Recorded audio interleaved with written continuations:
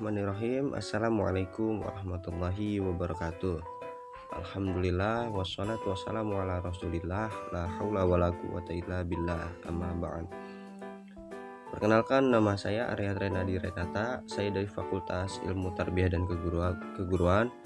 Program studi yang saya ambil yakni Pendidikan Agama Islam. Oke, baik. Di sini saya akan menjelaskan mengenai pengertian dari nasikh wa mansukh. Nasakh wa mansukh.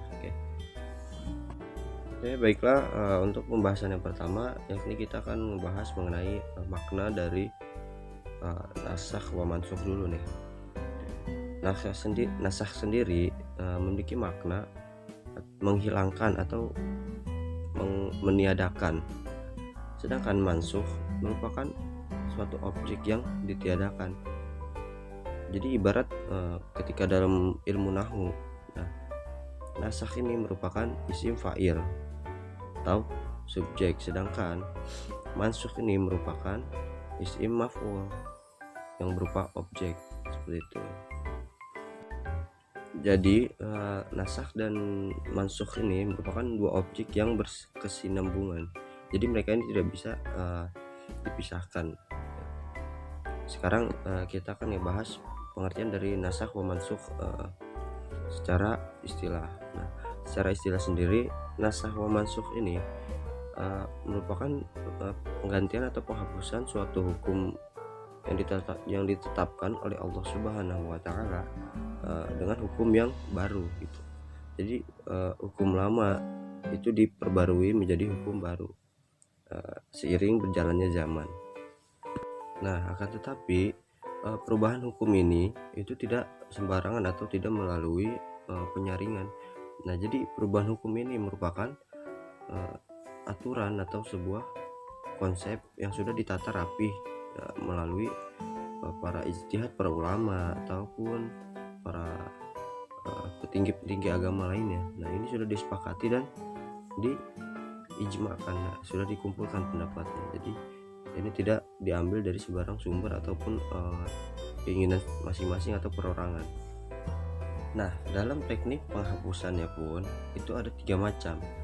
Yang pertama itu dihapus ayatnya saja, tapi tidak dengan hukumnya. Yang kedua dihapus hukumnya saja dan tidak dengan ayatnya. Lalu yang ketiga yakni dihapus kedua-duanya. Jadi ayat dan hukumnya itu ditiadakan, diganti dengan yang baru. Oke, selanjutnya kita lanjut ke pembahasan yang kedua yakni mengenai macam-macam dari nasakh. Nah, nasakh sendiri itu dibagi menjadi 4 macam. Yang pertama itu nasakh Al-Quran dengan Al-Quran.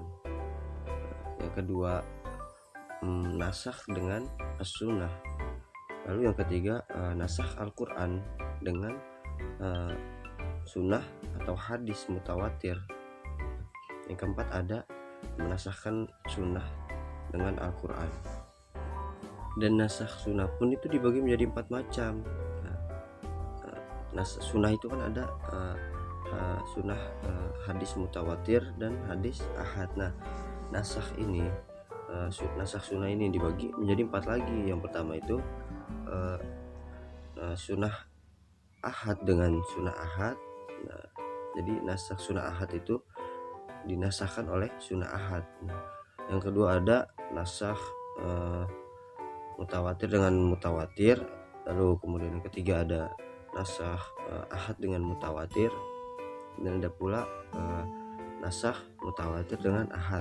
Nah, yang keempat ini itu masih jadi perdebatan antara diperbolehkan atau tidak. Ada pula yang memperdebatkan bahwasannya menasakhkan Al-Quran dengan sunnah mutawatir atau hadis mutawatir ini diperbolehkan, dan ada pula yang bilang bahwa itu dilarang karena kan sebuah hukum itu digantikan dengan hukum yang lebih kuat gitu. Jadi tidak boleh hukum ini diganti dengan hukum yang lemah riwayatnya. Sedangkan Al-Quran sendiri merupakan hukum yang kuat, yang sudah pasti kuat gitulah. Nah, jadi masih ada perdebatan antara para ulama mengenai penasakhan Al-Quran dengan menggunakan hadis atau sunnah mutawatir ini. Baik, mungkin hanya ini yang bisa saya sampaikan. Kurang lebihnya saya mohon dimaafkan. Apabila ada salah kata atau penggunaan kata yang salah atau makna yang salah, saya mohon dimaafkan karena saya juga masih dalam tahap belajar. Oke. Akhirul kalam, wassalamualaikum warahmatullahi wabarakatuh.